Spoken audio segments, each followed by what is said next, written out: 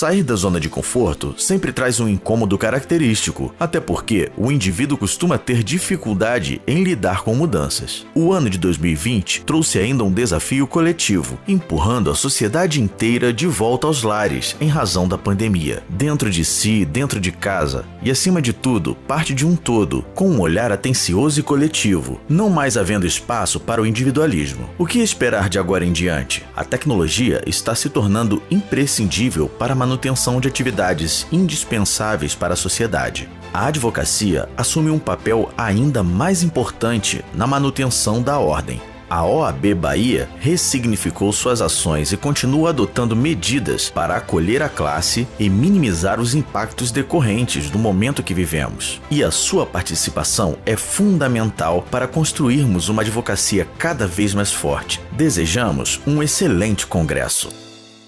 Bom dia a todos. É com imenso prazer que eu venho abrir o mais novo painel hoje, no primeiro congresso online da Advocacia Baiana, um evento que muito honra a advocacia da OAB hoje, que vem cumprindo a tarefa árdua de reunir no meio jurídico colegas jurídicos, juristas que vão sempre agregar, que têm agregado tanto no momento de tamanha dificuldade que nós estamos vivenciando, e dizer que é uma alegria muito grande poder colaborar e poder contar com tantos nomes importantes, com um painel afeto a pessoas de tamanha importância em nosso meio, meus colegas, doutora Carla, doutor Luiz, doutor Dirley, nosso juiz federal, muito atuante.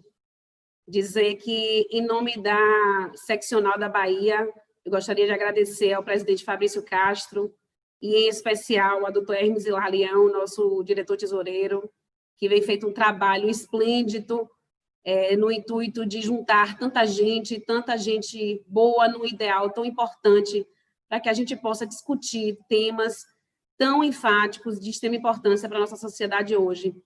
E o nosso painel é de extrema relevância para tratar de direitos fundamentais neste período de pandemia, num tempo de confinamento e restrições pessoais em razões da Covid-19, o tempo que nós estamos passando por tantas transformações decorrentes de uma nova sociedade, de uma nova visão social que implica em diversas reflexões, mormente, nos nossos direitos e garantias fundamentais, e é para isso que eu acolho todos vocês, para que a gente possa tratar do indivíduo como detentor dos direitos civis e direitos sociais, e que a gente possa, nesse momento, explanar e fazer uma abertura, uma averiguação sobre como nós possamos resguardar os direitos fundamentais de todos nós.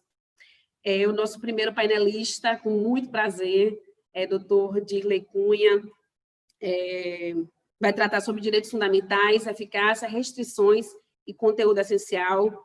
Doutor Dirley, que é pós-doutor em Direito Constitucional pela Universidade de Lisboa, Portugal, doutor em Direito Constitucional pela PUC de São Paulo, mestre em Direito Econômico pela Universidade Federal da Bahia, professor da Universidade Federal da Bahia e da UFSAL nos cursos de graduação, mestrado e doutorado, professor adjunto e coordenador do Núcleo de Direito do Estado e da Pós-Graduação em Direito Público da Faculdade Baiana de Direito, conferencista e autor de diversas obras jurídicas, juiz federal da Seção Judiciária do Estado da Bahia, ex-procurador da República, ex-promotor de Justiça do Estado da Bahia, e o nosso grande convidado, doutor Dirley, muito obrigado, sinta-se à vontade, a sala é sua. Muito bom dia, senhoras e senhores, eu gostaria de cumprimentar a nossa mesa virtual e dizer que estou muito honrado de ser mediado pela doutora Soraya Lima e ter ao meu lado painelistas de escola, doutora Carla Brache, doutor Luiz Vinícius de Aragão Costa. Sintam-se abraçados. Eu gostaria de fazer um cumprimento especial às senhoras advogadas, aos senhores advogados que militam no nosso querido estado da Bahia, e dizer da minha profunda admiração pelo exercício dessa tão nobre e honrada profissão do advogado, que é essencial não só à administração da justiça, mas fundamentalmente à realização e efetivação da Justiça.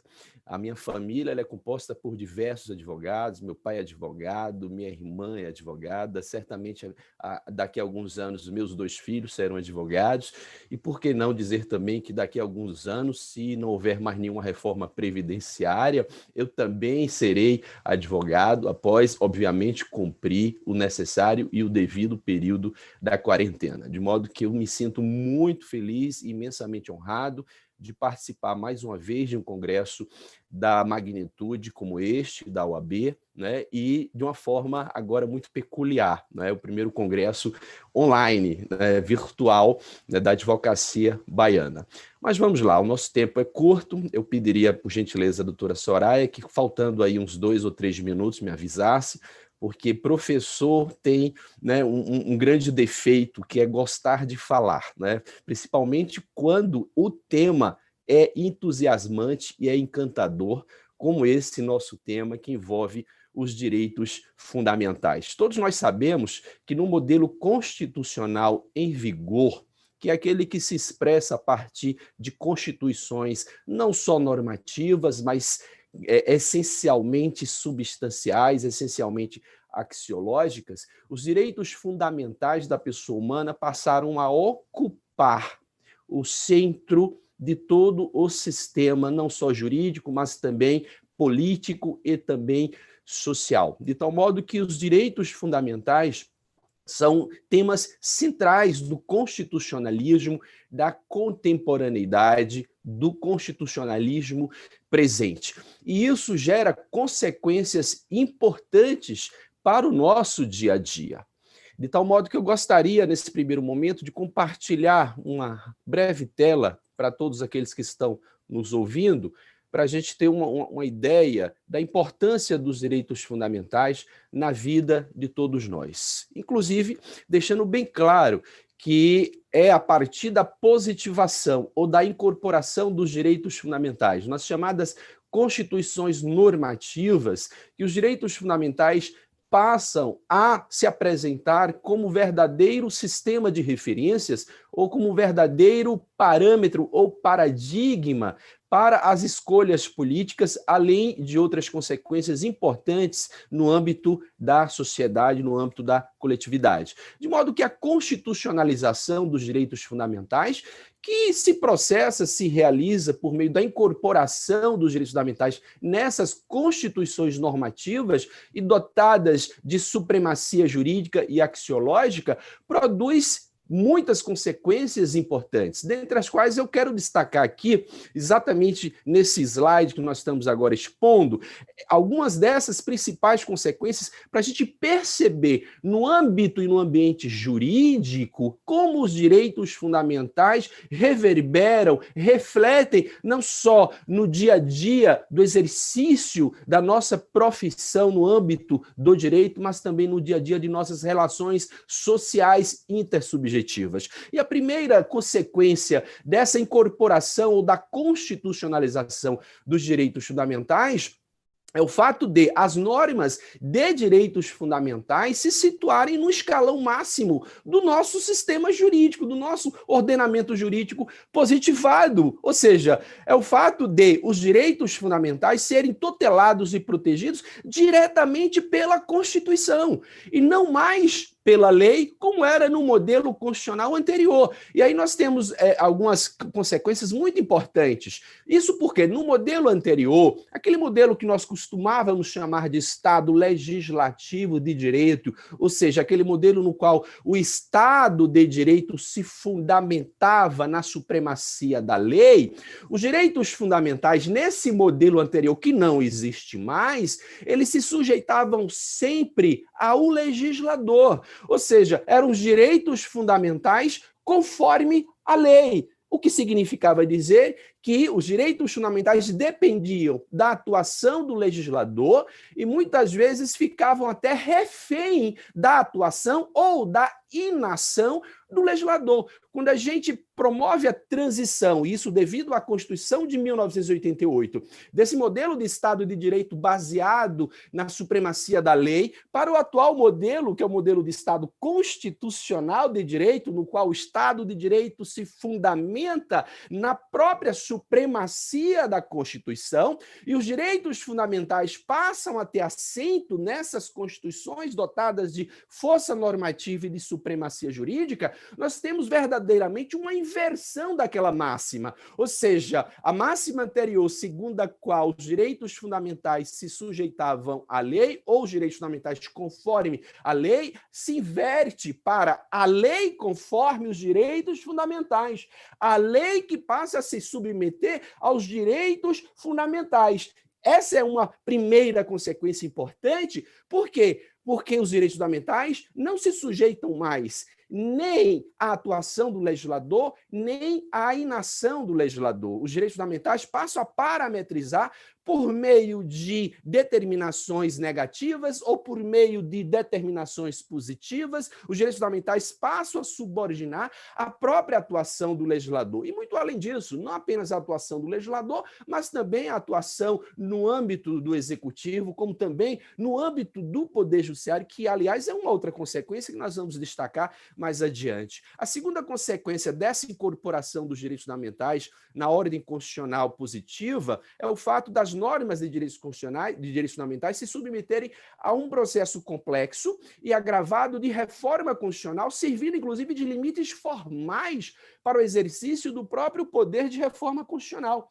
Além de, e aí nós temos a terceira consequência importantíssima, que dialoga com essa segunda consequência, que é o fato de que as normas de direitos fundamentais também servirem para, além de limites formais, também como limites materiais do próprio poder de reforma à Constituição, já que, todos nós sabemos, os direitos fundamentais são garantidos por meio de cláusulas pétreas, são verdadeiras cláusulas pétreas, e eles não podem ser abolidos, ou suprimidos, ou mitigados, ou fragilizados por iniciativa do reformador constitucional, por meio de emendas à Constituição. Então, nós temos essa consequência que é fundamental para a gente perceber a importância dos direitos fundamentais nas nossas vidas.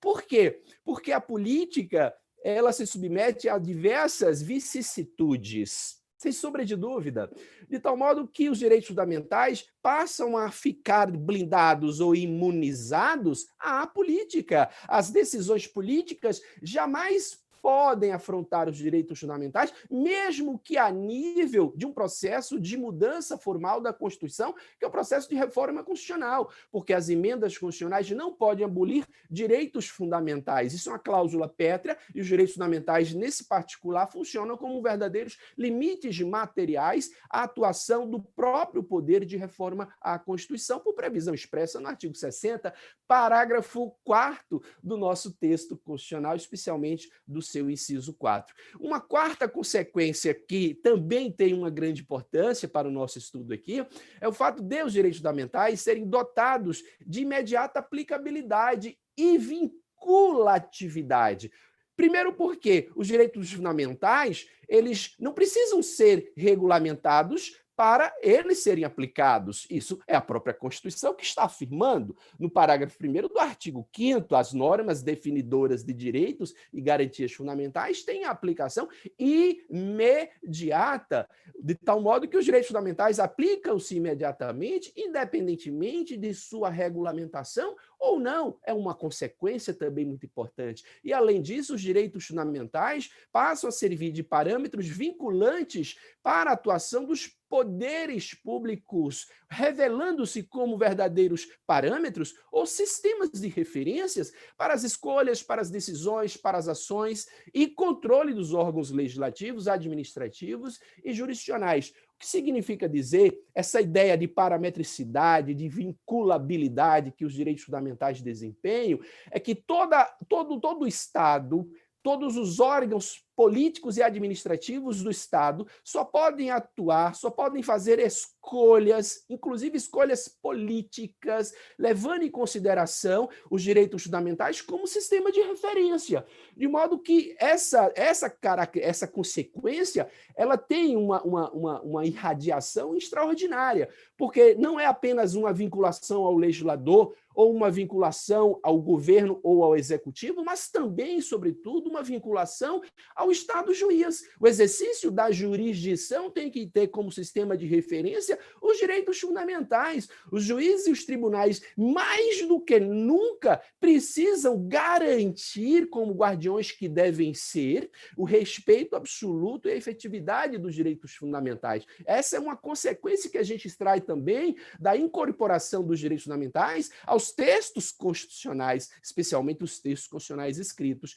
E uma última consequência, para a gente partir para a nossa segunda etapa da rápida exposição, é o fato de que os direitos fundamentais eles passam também a integrar o chamado bloco de controle de constitucionalidade, o que significa dizer que os direitos fundamentais, com a incorporação nos textos das constituições rígidas, normativas e dotadas de supremacia, passam a servir de parâmetros para as decisões judiciais de inconstitucionalidade por ação ou por omissão. Nós tivemos recentemente, não é tão recentemente, que nós estamos praticamente há um pouco mais de um ano dessa histórica decisão do Supremo Tribunal Federal, porque essa decisão foi proferida em meados do ano passado, 2019, naquela ação direta de inconstitucionalidade por omissão, a chamada ADO, número 26, onde o Supremo Tribunal Federal reconheceu que a omissão do Congresso Nacional por não ter criminalizado a homotransfobia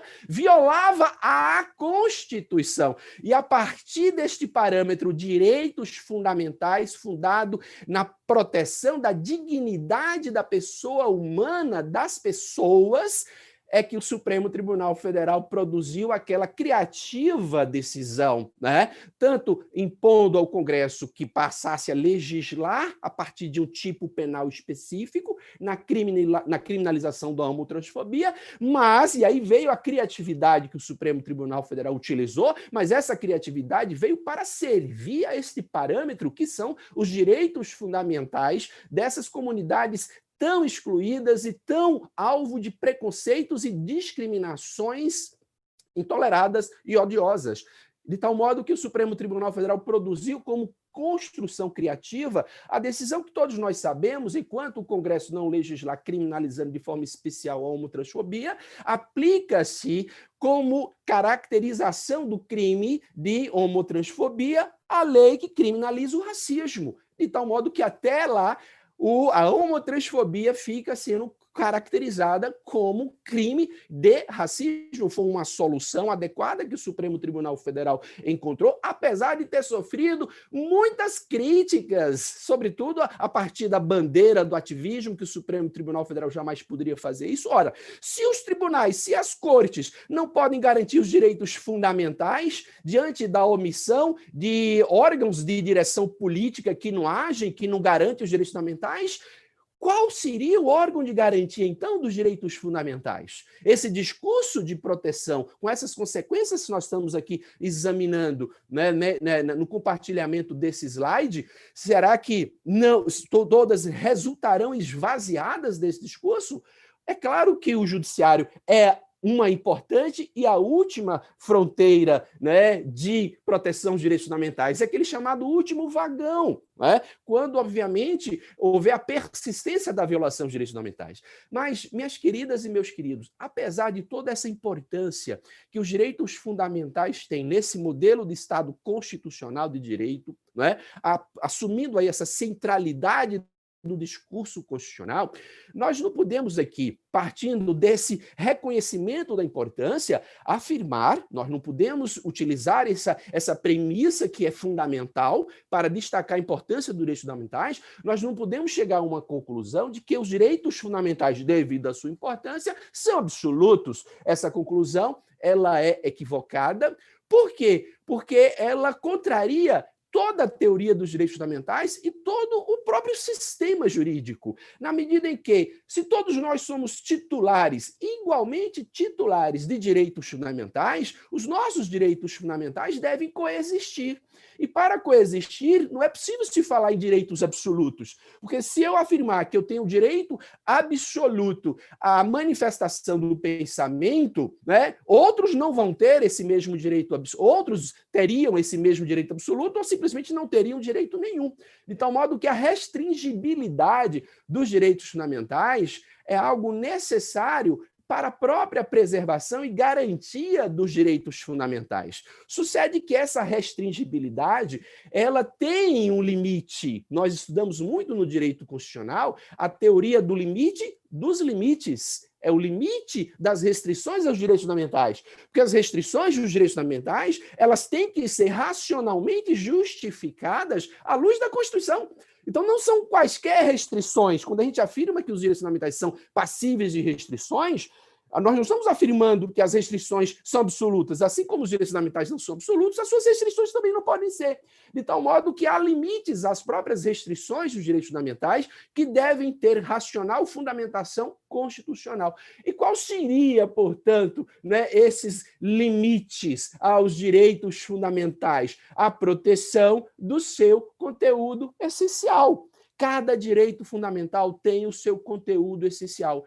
E a definição do conteúdo essencial, ela não é fixada a prima facie, a priori ou de caráter definitivo. A rigor, a definição do conteúdo essencial, que é aquele conteúdo mínimo que cada direito fundamental tem, é definido a partir da aplicação da exigência da proporcionalidade, de tal modo que as restrições a direitos fundamentais que passam pelo teste da proporcionalidade, elas não ofendem o conteúdo essencial dos direitos restringidos. Ou seja, quando as restrições a direitos fundamentais são proporcionais, essas restrições são legitimadas à luz da Constituição e preservam o conteúdo essencial. Mas quando não são proporcionais, quer porque essas restrições não são adequadas para a sua finalidade, quer porque essas restrições são excessivas, né? Ou seja, vão além do exigível para aquela finalidade, quer porque essas restrições elas não passam pela aplicação metódica, né, do sopesamento, da ponderação de direitos em colisão, ou seja, quando não há uma proporcionalidade na restrição, a restrição ela passa a ser uma violação a direito fundamental, e havendo uma violação, deflagra aí todas as consequências que nós, do direito, sabemos: controle de constitucionalidade, declaração da inconstitucionalidade, pronúncia de nulidade, etc. De tal modo que a restringibilidade, para a gente fazer essa conclusão, dos direitos fundamentais sujeita-se a esse parâmetro limite, que é a proteção do conteúdo essencial dos direitos fundamentais, definível não a priori, mas sim após a aplicação das exigências da proporcionalidade, adequação, necessidade e proporcionalidade estrita. O que significa dizer que, sendo a restrição proporcional, ela tem fundamento constitucional. Em não sendo a restrição proporcional, ela se converte em violação a direito fundamental, desencadeando todas essas consequências jurídicas. Agradeço mais uma vez, né, a gentileza do convite de estar aqui, ao nosso querido presidente da OAB, Fabrício, ao meu amigo Hermes Hilarião, que me formulou esse convite, a doutora Soraya, a doutora Carla, a doutora Luiz Vinícius, pela honra de dividir esse painel virtual com as senhoras e com os senhores. Muito obrigado. Muito obrigada, doutor Dirley. Como eu falei no início, chega a ser lamentável o espaço de tempo, curto espaço de tempo que nós temos, né, para tratar de temas tão relevantes, de temas... Eu vou fazer um adendo ao presidente Fabrício Castro para que a gente possa fazer um webinário, alguma coisa sobre direitos fundamentais, para a gente tratar desse tema tão importante. Muito obrigada pela participação. De pronto, eu já convido a nossa próxima painelista, a doutora Carla Braque, para partindo dessa premissa do que o doutor Dirley trouxe, qual seria o órgão de garantia de direitos fundamentais, Carla? E aí nós trazemos o seu tema, pandemia, estamos todos no mesmo barco, buscando caminhos para a nova realidade. Doutora Carla, que é advogada, especialista em meio ambiente laboral e saúde do trabalhador, membro da Rede Ibero-Americana contra a Violência Laboral, diretora da Alívio Brasil, pesquisadora assistente da doutora Yanesh Vargas Sandoval, de Universidade Libre Colômbia. É um prazer tê-la aqui no nosso painel, fique muito à vontade. Bom dia a todos. Me ouvem? Me ouvem? Ok. É um prazer estar aqui ao lado do professor Virley, professor Luiz, e obrigada, Soraya, também. Obrigada a todo o pessoal da técnica, muito carinhosos na antessala dessa apresentação. Agradeço a Fabrício e a toda a diretoria pelo convite. É um prazer estar aqui. Vocês sabem que eu adoro estudar e compartilhar e aprender conhecimento. Pode me chamar que eu vou a qualquer hora. Parabenizo também Hermes e Larião e toda a organização desse evento, que eu bem sei como é organizar evento e não é nada fácil, é muita dor de cabeça, muita noite sem sono. Bom, eu vou aqui, na verdade, eu preparei uma apresentação que é mais uma provocação, né, para que possamos pensar aonde estão nossos direitos fundamentais nesse momento de pandemia, quem garante nossos direitos fundamentais e o que nós podemos fazer ou não fazer, né, aonde estamos. Eu preparei a apresentação, também não vou me delongar, e vamos ver se eu acerto compartilhar a tela.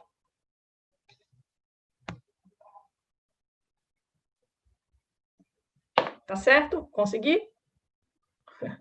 Ok. Então, essa apresentação, ela faz parte de um trabalho que eu venho fazendo com a doutora Janete, e parte de um trabalho que é um livro que vai ser lançado agora em setembro, que fala um pouco de tudo isso de pandemia. Então, eu posso começar com essa provocação. O momento é difícil, mas estamos todos no mesmo barco? Será que estamos todos no mesmo barco? E se o momento é difícil, para quem ele é difícil? Será que para nós é difícil ou para nós é um mero aborrecimento? Né? Temos que pensar como essa desigualdade mundial pode dizer que estamos todos no mesmo barco. Trago um dado aqui, que um dos medidas preventivas para não pegar o coronavírus é lavar as mãos. Lavar as mãos. Temos hoje no mundo 2 bilhões e 200 pessoas, mais ou menos, sem água potável, sem gerenciamento de água. Então, nós vamos falar para essas pessoas, lave as mãos. Lave as mãos, use álcool em gel e use máscaras. Esqueça que essa não é a realidade, né? Depois, pensando na desigualdade que nós temos nos países, nós temos nossa desigualdade interna, que sofremos com ela, e temos a desigualdade externa. Cada país, cada estado está em um nível de desenvolvimento. Nós somos um país, alguns dizem que somos um país subdesenvolvido ou em desenvolvimento, mas o que importa é o nível alto da nossa desigualdade interna. Levantamos os dados sobre o desemprego. A Organização Mundial de Saúde, a Organização Internacional do Trabalho, afirma que em torno de 25 milhões de pessoas estarão desempregadas após a pandemia. Já temos 188 milhões de pessoas desempregadas no mundo. 2 bilhões de pessoas vivendo da informalidade. O que essas pessoas têm pela frente? Aonde estão os direitos fundamentais dessas pessoas? América Latina e Caribe, a previsão de 41 milhões de desempregados. No Brasil, nós já temos 12 milhões, somados aos 28 milhões.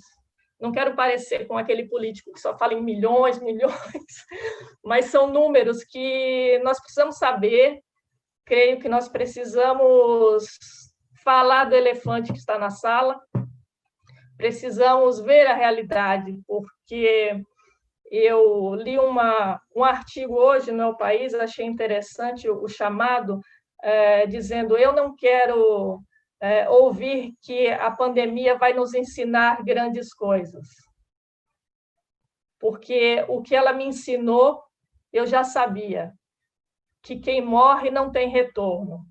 Eu achei interessante foi um analista do País, e recomendo a leitura.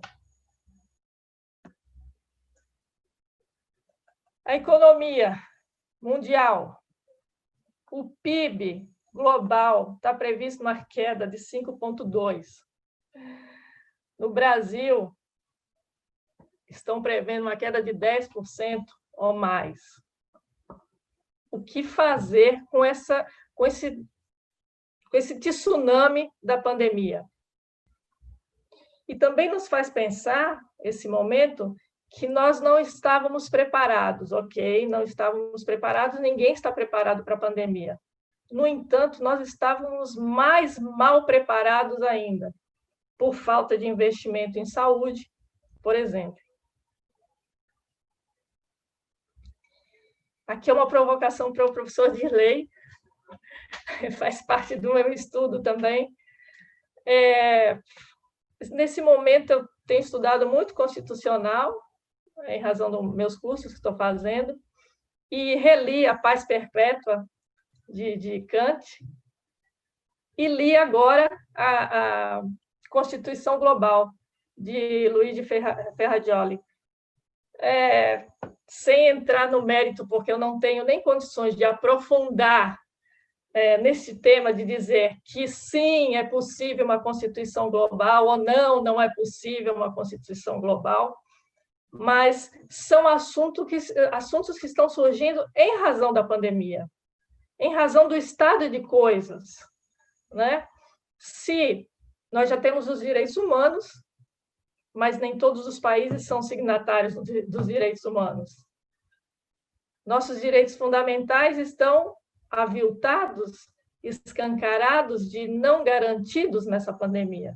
O que fazer? Creio que é um momento realmente de reflexão dos estudiosos, de nós, né? Nós advogados, para saber, para entender esse momento e como fazer para defender os nossos direitos, garantir os nossos direitos fundamentais. Eu creio que é muito mais profundo do que simplesmente a nossa defesa enquanto advogado. Eu creio que nós temos que fazer uma defesa enquanto seres humanos, né? Temos que aprofundar esse sentimento de pessoas com direitos, para que nossos direitos fundamentais não se tornem só um quadro na parede para dizer: olha, eles existem.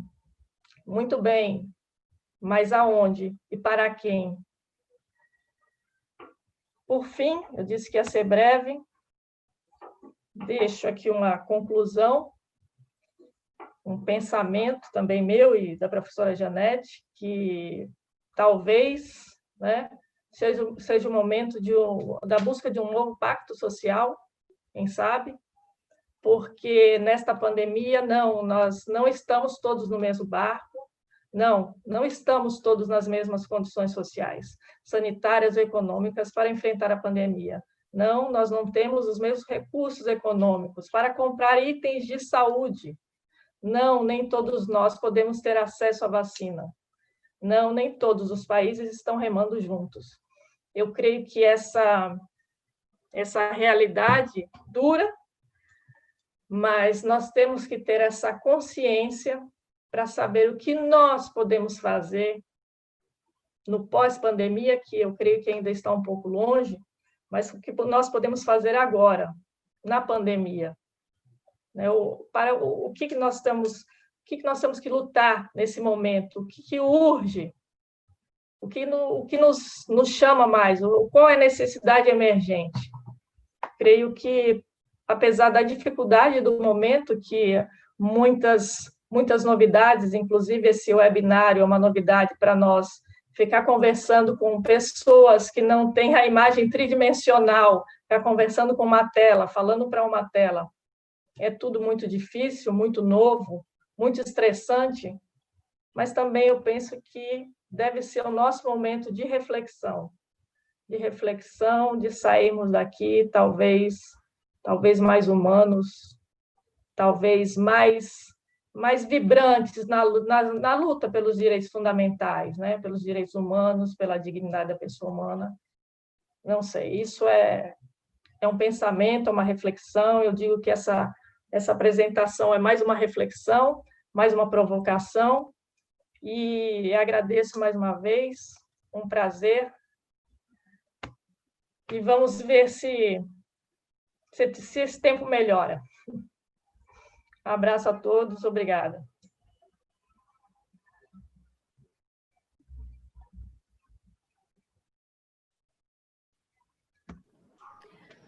Muito obrigada, Carla. A rota para um caminho de um barco realmente é bem fluido, e com essa agora, Lua, nós não estamos no mesmo barco, né? Nós falávamos ontem rapidamente, e o nosso colega Luiz Vinícius Aragão tratará sobre eleições, né? Direito fundamental, participação política e pandemia. Dr. Luiz Vinícius, que é conselheiro também lá do estadual, advogado eleitoralista e especialista em direito público. Como nós falamos, né, Lula, como nós estamos, em que período nós estamos, como nós estamos civilmente enquanto cidadãos, enquanto profissionais, onde estão os direitos civis, né, humanos nesse momento de pandemia e num momento tão difícil com relação à eleição, às técnicas que estão sendo aplicadas, às novas teorias que estão sendo afetas na nossa sociedade. Fique à vontade para explanar sobre o tema. Muito obrigada. Muito obrigado à nossa mediadora, Soraya Lima, querida colega conselheira. Quero iniciar agradecendo, primeiro, a possibilidade de estar aqui presente, ladeado, ainda que virtualmente, por um dos maiores constitucionalistas dessa quadra histórica. Eu digo que é o professor Dirley, sim, um grande constitucionalista desta quadra histórica, presente em terras baianas, claro, como há de ser. Fico muito honrado em estar ladeado por ele e também por essa grande colega conselheira, Carla Braque, uma pessoa que transpira, como você bem sabe, Soraya, transpira toda a indignação de um país excludente, de um país desigual, de um país que precisa olhar com mais atenção para os despossuídos, e a apresentação dela bem demonstrou essa necessidade de reflexão a respeito dessa situação, certo? E, claro, agradecendo por estar aqui, eu quero agradecer primeiro ao nosso presidente, Fabrício Castro, mas também ao convite feito pessoalmente pelo tesoureiro Hermes Hilarião. Fabrício, um grande amigo, Hermes, um amigo e colega, advogado eleitoralista, que eu conheci em 2014, e tive a oportunidade, no final da eleição, deixar um elogio a ele, que eu espero que até hoje ele lembre, e eu estava certo, né? Eu não queria perder aquele advogado eleitoralista para outros campos necessários e fundamentais da participação pública, mas não achava justo que a Bahia perdesse aquele grande eleitoralista para outros espaços, e eu acho que não sei se você ouviu o meu conselho ou de outras pessoas, mas eu fiz este conselho, e acho que a advocacia baiana muito ganhou com a presença de Hermes entre nós. Também gostaria de agradecer ao pessoal, da técnica, como falou, os nossos queridos trabalhadores da OAB, e rapidamente também tocar no dia de ontem, memorar coletivamente, que ontem fez 40 anos do dia do atentado à bomba à sede do Conselho, a sede da OAB, no Rio de Janeiro, que vitimou Lida Monteiro, secretária, vitimou com a vida, mas tinha o endereço, a carta-bomba tinha o endereço ao presidente da instituição, na época, salvo engano, me corrija se eu estiver errado, era o Eduardo Fagundes, que fazia um belíssimo trabalho já de enfrentamento ao estado de exceção implantado na necessidade de restaurar nossas liberdades democráticas. Outro brasileiro que ocupou naquele mesmo período também, o Raimundo Faoro, mas, salvo engano, ainda era o Eduardo Fagundes, no momento em que eu estou me lembrando aqui da história. É um dia marcado, que ontem também a advocacia sela seu dia de luto, e, claro, como eu disse, comemorar, memorar coletivamente para que não repitamos. Bom, vou fazer um breve percurso sobre o meu tema, que é a fundamentabilidade da participação política em meio à pandemia, ou talvez em meio ao mundo pandêmico, em meio ao mundo doente, e não só doente por coronavírus, mas o mundo está em crise, um mundo crítico, um mundo que precisa ser visitado e revisitado. Doutor Dirley, eu vou começar pedindo desculpa, porque o senhor pode achar até técnico, que eu quero fazer um breve histórico, e com isso eu quero citar algumas declarações, sabendo que as declarações de direitos humanos, né, tecnicamente, não se aproximam sim, mas não são tecnicamente falando de direitos fundamentais, eu sei disso, mas peço essa desculpa, essa deferência acadêmica a Vossa Excelência, para poder fazer uma análise histórica do nosso século XX. Rapidamente, não quero fazer uma digressão também, como fazia o meu querido, uma pessoa que eu gostava muito de ouvir, que era o Valdir Pires, que gostava de fazer referências à democracia indo aos gregos. Não, ficarei somente no século XX para lembrar que foi, segundo o historiador Eric Hobsbawm, o século dos extremos, a crise por extremos, o século do acirramento entre direita e esquerda, mas não só isso, entre capitalismo e comunismo, um mundo em crise, um mundo tendo que escolher entre dois grandes blocos hegemônicos ideológicos. Mas um mundo também que entrou, quase todos os países, ou muitos países, na verdade, entraram e saíram de regimes democráticos, e sempre que saíram reafirmando que era somente da democracia onde eles conseguiriam se encontrar a unidade do seu povo, e encontrar a possibilidade de realizar direitos fundamentais, sejam os direitos à pessoa, a pessoa individualmente concebida, face a um Estado gigante que tentasse dele tirar suas liberdades, seja também, só diria somente na democracia, a possibilidade também de se efetivar direitos sociais igualmente fundamentais, porque precisamos do mínimo existencial para a sobrevivência, mas somente através da democracia, de um diálogo franco e aberto, poderíamos, então, conquistar direitos sociais duradouros, sem prejuízo, como bem disse o senhor, dos demais direitos que as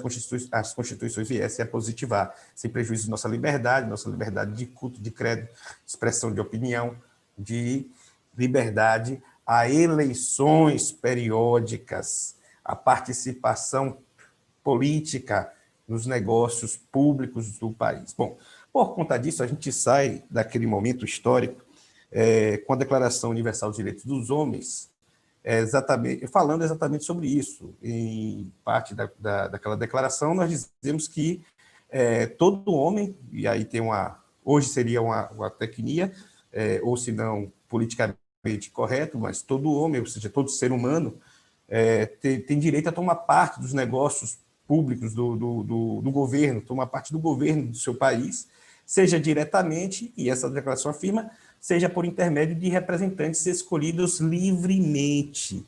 E diz ainda que a vontade do povo será a base da autoridade. Então, a declaração reconhece, saindo daquele momento entre guerras, saindo de um momento em que a humanidade conseguiu debelar o nazismo e o fascismo instalado na Europa, a Declaração Universal dos Direitos dos Homens reconhecia que somente por eleições periódicas, legítimas e por sufrágio universal, voto secreto e num processo equivalente que assegurasse a liberdade de votos, poderíamos efetivar os direitos inseridos naquela carta de declaração. Não é à toa também que antes disso a Convenção Americana também já falava na necessidade de se realizar não só eleições diretas para escolher os representantes, como a Carta Americana de abril de 1984 já falava da necessidade de se fazer eleições genuínas, periódicas, repete-se, e livres. Indo à frente, chegando agora do nosso Pacto de São José da Costa Rica, e aqui eu faço uma homenagem ao estudioso sobre este tratado, que é o nosso querido presidente, eterno presidente Luiz Viana de Queiroz, Nele também constam direitos políticos fundamentais, direitos políticos humanos, a participação política direta, e aí fala do termo dos negócios públicos, um termo que talvez seja até mais amplo do que dos governos, dos negócios públicos, a participação direta, assegurada, seja através da ação direta dos governados, seja através de, repete-se, eleições periódicas, desembaraçadas, autênticas, perdão, a palavra que usa autênticas, através do sufrágio universal, igualitário. Uma coisa que o século XX nos fez de bom é tratar a democracia entre iguais, principalmente no momento da escolha de seus governantes. One man, one vote. Um homem, um voto. Isso é um preceito que a democracia nos traz, a democracia esculpida no século XX nos traz, e nós herdamos já aqui no século XXI para trabalhar com ela. E, claro, eleições livres e que expressem a vontade dos seus eleitores também, um preceito esculpido dentro do Pacto de São José da Costa Rica. Não quero fazer um histórico do constitucionalismo nacional, doutor Dirley, mas eu sei que o voto está previsto, inclusive, na Constituição do Império, a previsão, e também o voto nunca deixou de ser totalmente retirado, até mesmo em cartas de propensão antidemocrática, de tendência antidemocrática, ou feita através de arroubos democráticos. Eu quero falar da Constituição de 37 e quero falar do arremedo de 67 e 69. Até mesmo nessas, o voto foi respeitado, ainda que 67 e 69, e também 37, trouxesse ali, sim, algumas limitações que golpearam de morte a nossa democracia, creio eu. Não falamos depois desses dois períodos em períodos democráticos, não podemos falar, não havia uma liberdade, principalmente em outros aspectos da participação política, que tocarei mais à frente, mas o certo é que chegamos em 88, aí sim, com a nossa Carta Cidadã, talvez a Constituição mais democrática que fizemos da história do constitucionalismo brasileiro, se não a mais democrática. Tenho certeza que aqui contou com a maior participação da sociedade civil. Havia um período de euforia na nossa sociedade, atores sociais envolvidos, o Brasil numa abertura política,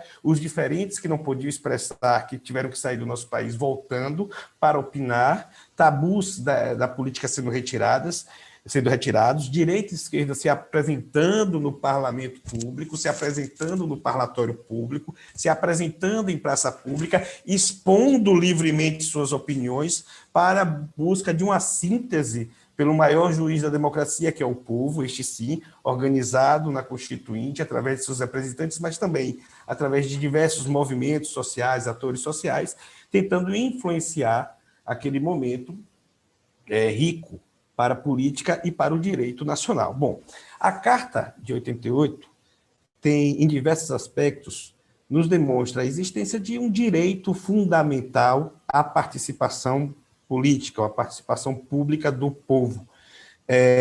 Logo no início, entre os fundamentos, nós temos, entre os fundamentos, a cidadania e o pluralismo político, demonstrando de uma vez por todas que somente a participação, com a participação, podemos dizer que a República está fundada, o que é fundamento desta participação e a coexistência entre os diferentes pensamentos políticos, mas aquele que já se tornou, inclusive, um jargão, até para aqueles que discordam deste jargão, um jargão muito falado, infelizmente se tornou um jargão e não uma máxima, um axioma a ser cumprido, que é todo poder emana do povo, que o exerce através de seus representantes legais, eleitos direto e indiretamente nos termos dessa Constituição.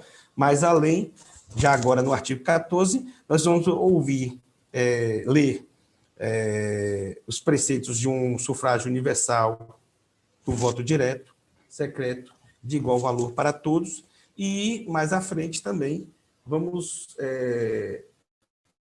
ver a Constituição delimitando marcos, momento e temporalidade para os mandatos políticos, ou seja, a periodicidade, inclusive marcada por datas e períodos já fixados na Constituição, para assegurar, não só para reprimir aqueles que tentem tomar de assalto o poder que emana do povo, mas também para assegurar ao povo, ao cidadão, o direito fundamental de tempos em tempos, de quadras em quadras, ser ouvido para opinar sobre o destino político, sobre os negócios políticos do país, certo? Mas não se encerra creio eu, o direito à participação política não se encerra somente na manifestação periódica do voto, ou através de um voto desembaraçado, igualitário, secreto. Não se encerra somente nisso, outros preceitos fundamentais. Existem outros direitos fundamentais esculpidos que nos dão essa dimensão da participação política. E aí eu trato agora da dimensão associativa, prevista no artigo 5º, é direito de todo indivíduo se associar, mas também, e aí eu faço uma homenagem agora a Carla, há um direito político de participação na associação sindical, Carla.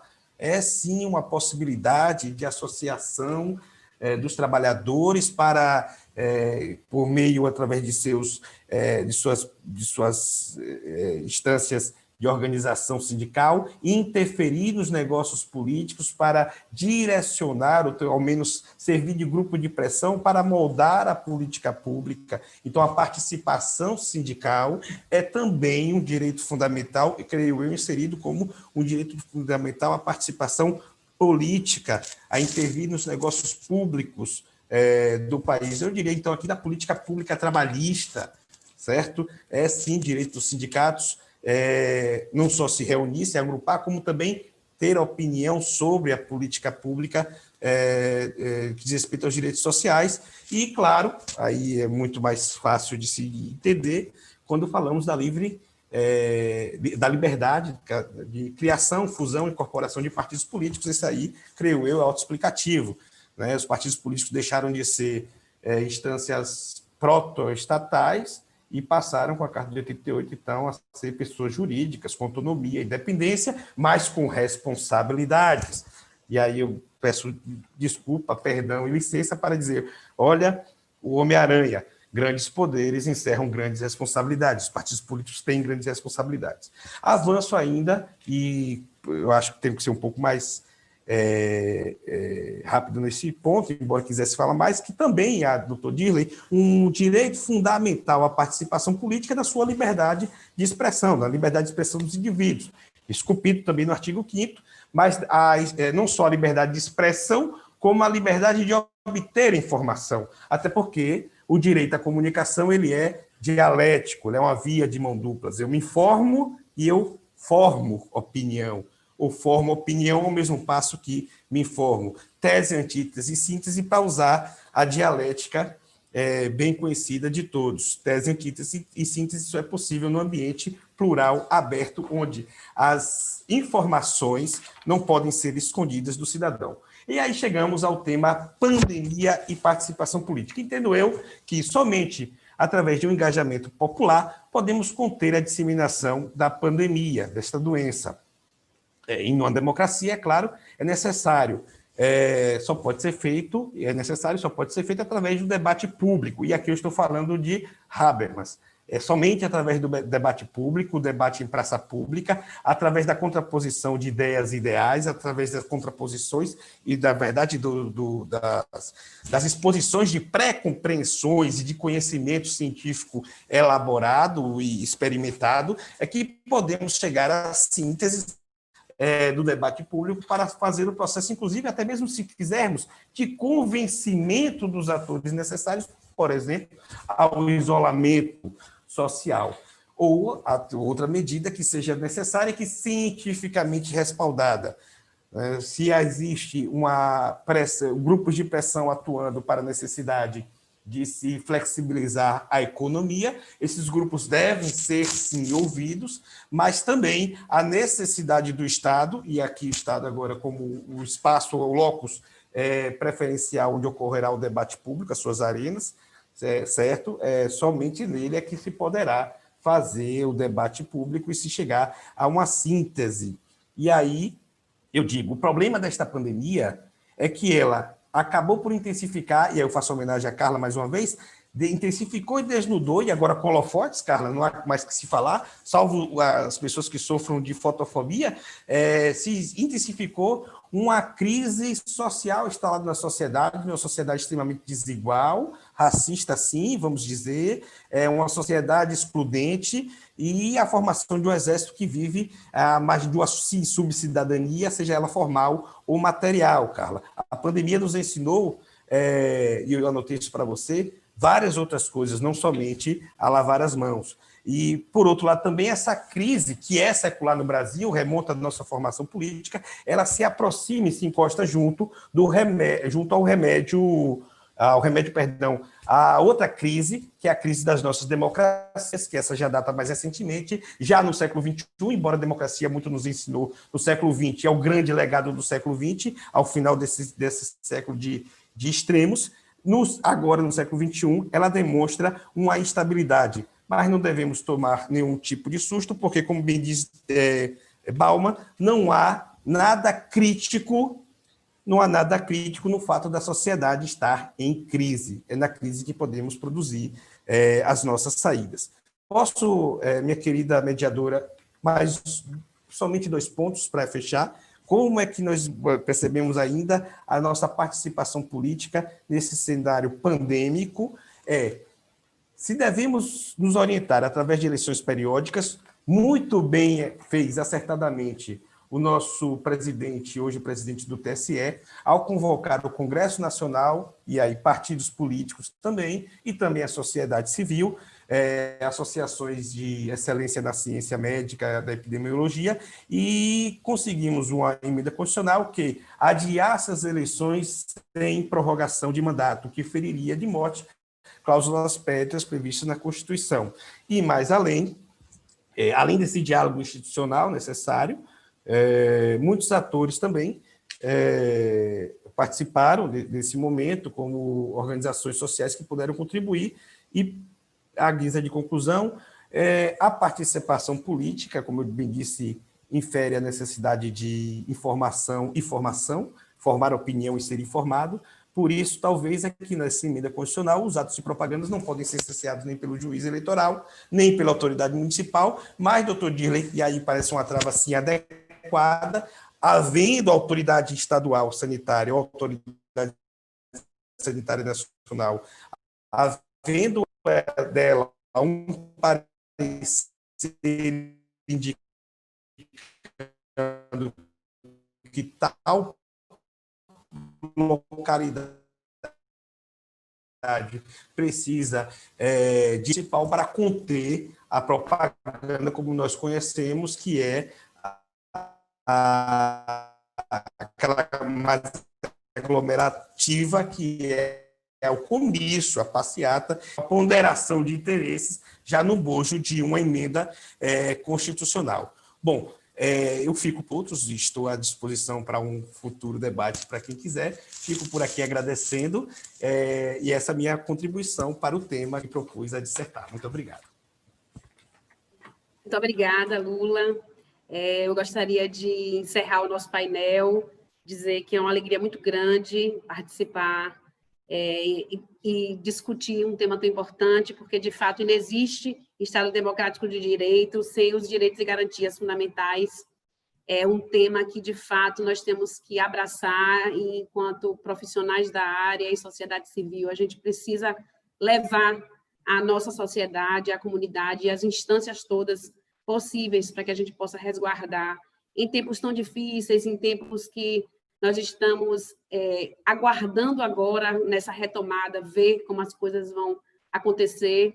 Eu acho que é papel nosso também trazer para o nosso jurisdicionado uma pauta de fé e de possibilidades nas melhoras. Eu acho que eventos como esse, que a gente consegue, de fato, demonstrar que nós podemos fazer coisas online, que nós podemos discutir temas importantes, tudo isso eleva a nossa classe.